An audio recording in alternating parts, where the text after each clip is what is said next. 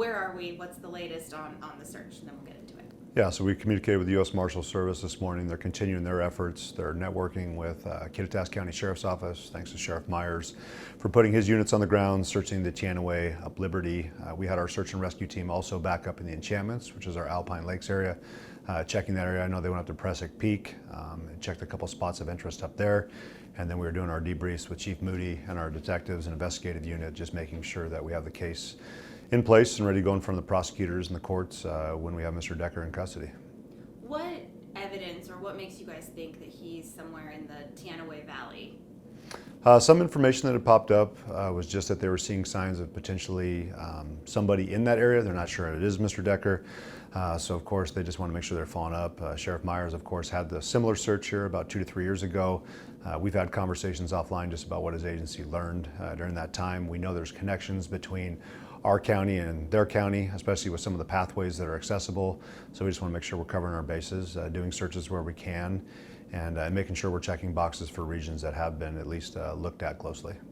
Are you seeing anything like footprints, gear, sightings, or is this just kind of like based on the terrain, survival logic, and the trails that exist? Yeah, so of course we're getting several reports of potential sightings. We're trying to follow up on that as best as possible, and that's not just regionally here. I mean, I've got one just recently over at Fort Lewis, or Joint Base Lewis McChord. Sorry, I'm from that area, still refer to it as Fort Lewis.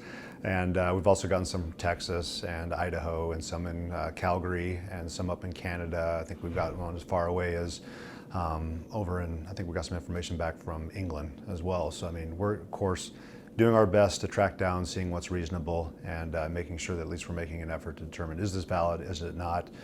We have had sightings of equipment that's being found. Yesterday up at, I believe, Stewart Lake Trailhead, there was a backpack, and the report initially came out that there was supplies within the backpack. We got there, of course, it just had a rock inside of it, but we're making sure to at least put resources out there, follow up on leads, and do what we can with potential sightings and any other equipment or supplies that may have been found, and see if there is any kind of correlation to our case. So do you think that backpack was his? No, I think that, the amount of hikers that we have go up in that area, at times equipment gets left behind, but we're going to go up there, we're going to check, see what we can find. And we know that we've had similar instances, like in our past case in Kittitas County, that individual was going through campsites, taking supplies, breaking into houses, breaking into stores. And so of course we're trying to follow up when individuals are calling and say, hey, I think there's some stuff that's been missing from my house. And we're trying to see, does that connect in with our case that we're following up on? So we're talking of a huge geographical area when you look at the west end of our county. Chelan County itself, 2,900 square miles plus, and you're just trying to focus on some of probably our most mountainous wooded terrain. So it gives us a lot of challenges, but thankfully we've had a lot of other agencies and volunteers that have been willing to put forth their time and effort. And we kind of talked a little bit offline about how much money has been spent by Spokane County Sheriff's Office, King County, Snohomish County, Kittitas County now getting involved, the U.S. Marshal Service, FBI, Washington State Patrol, thanks to Chief Batiste. We've just been very fortunate to have the partners we do, and been able to cover the amount of ground that we have, because we are a pretty capable agency, but when you're talking about taking on an operation this size, it certainly stretches our resources. So we're thankful for that. Yeah, absolutely.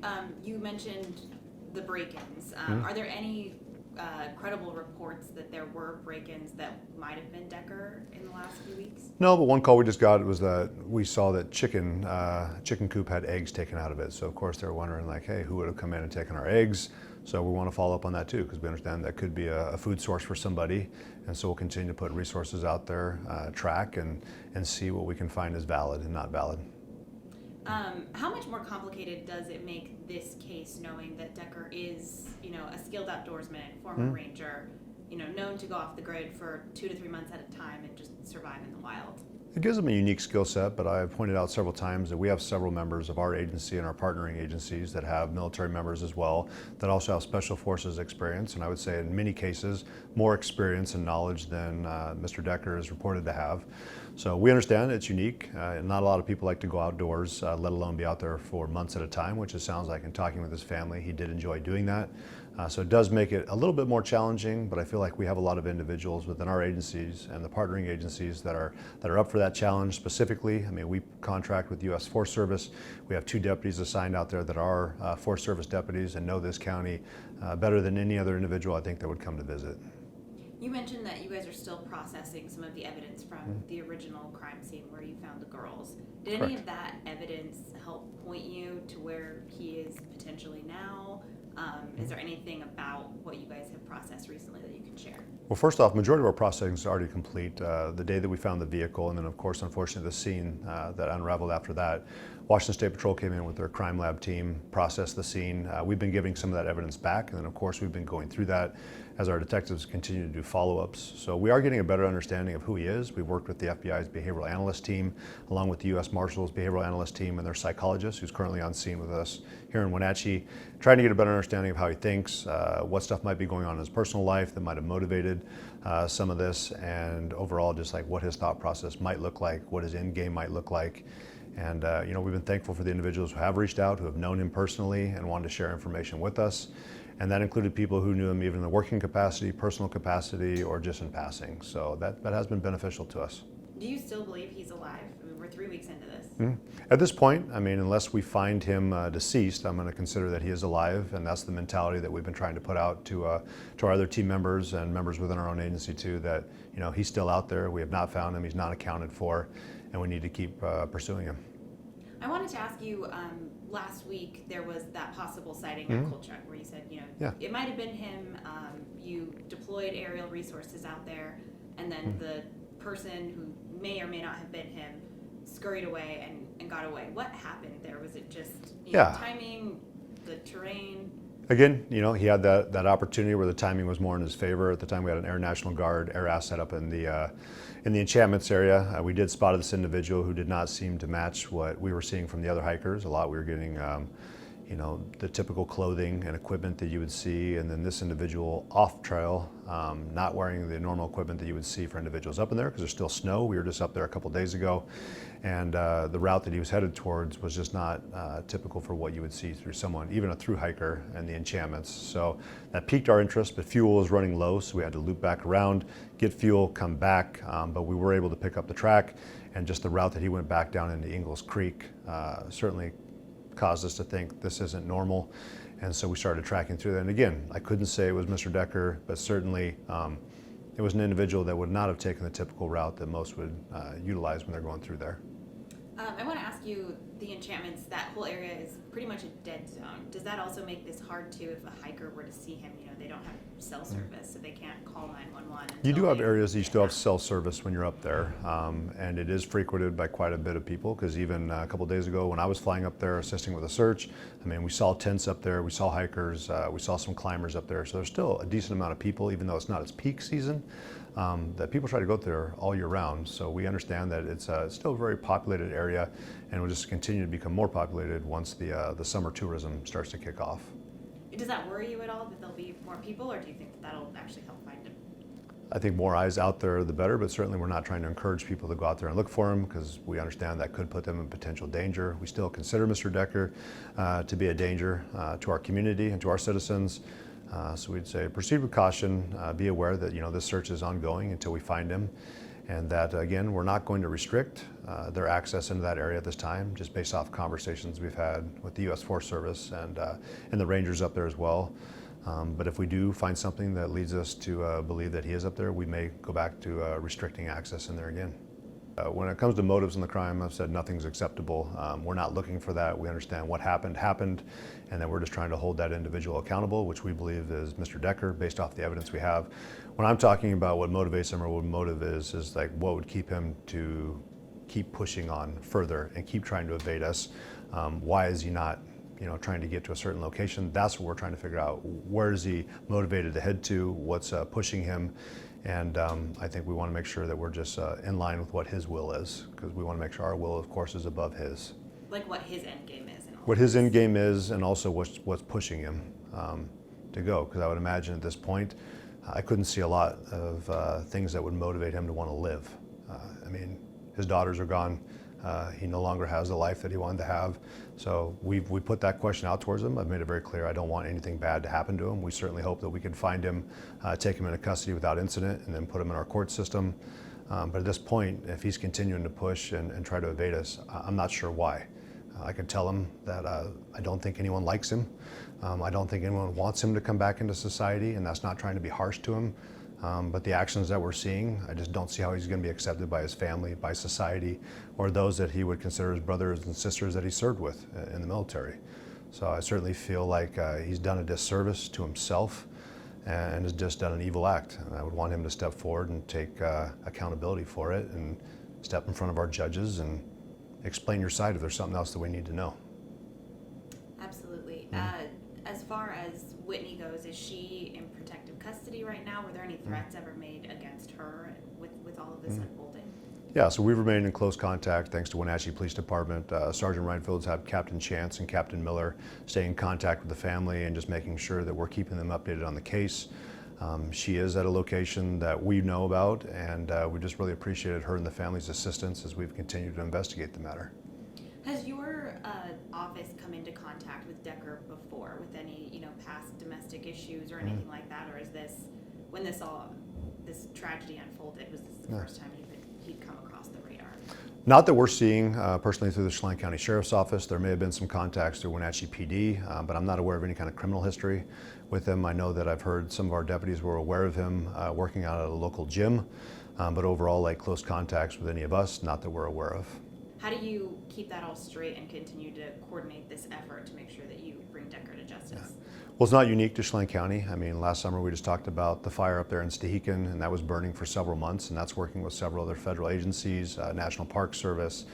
You start getting into DNR. So we have worked larger operations like this before. This is just a little bit different, more on the law enforcement side. This has been the largest law enforcement effort and operation that I think this county's ever seen. And thankfully, it's just utilizing those already established relationships that we have in place with Douglas County, Okanagan County, Spokane County, Snohomish County, King County, Washington State Patrol. I try to give them as much credit as possible. National Park Service, FBI, U.S. Marshal Service, Kittitas County. We've already worked with them in some capacity in some form in the past, so it's just simply picking up the phone, being able to give a call to those individuals that you've already established that relationship with.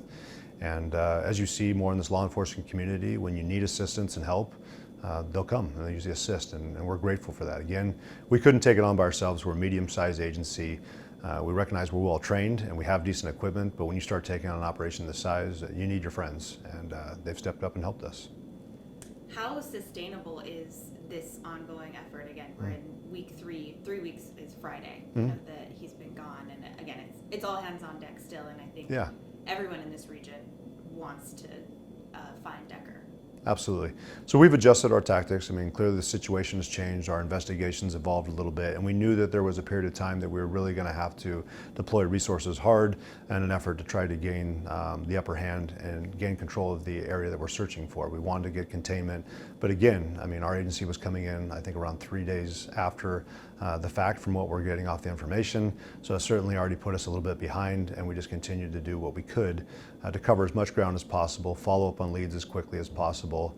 But now we're starting to transition into looking more towards the long game. That's why we've asked the U.S. Marshal Service to continue to come alongside us and take over the search portion as we turn our focus back over to the investigation.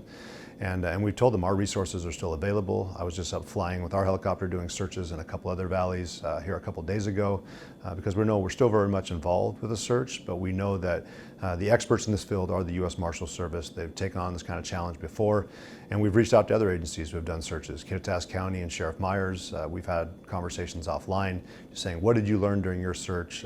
What can we learn from that? And then how do we best partner up together to ensure that our resources are being used as best as possible to take the challenge on. And we'll continue to assess it and see. I mean, we had our conversations this morning about what our efforts are going to look like this week. We know the National Guard is going to continue to stay on scene and fly for us at least till the end of the week, and then we'll start to assess what other air resources are coming in. But when you look at it, I mean, we've talked about even Spokane PD coming over with their drone unit. They did an excellent job. We had our drones up in the air too.